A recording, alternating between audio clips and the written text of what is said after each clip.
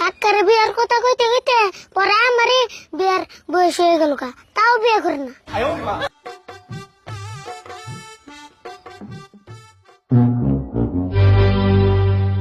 কিরে কোন সময় থালি বাসন দিবে সব এখন তুই ওই নাই দুইটা তো দেরি লাগবে, এমনি কি আমার কাম? তোর কাম না দিলে কার কাম না?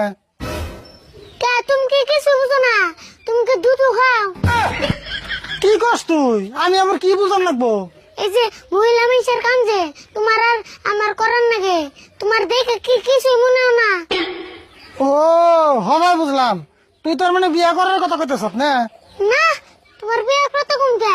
আমি তোমার মুসলমানি কথা কইতেছি।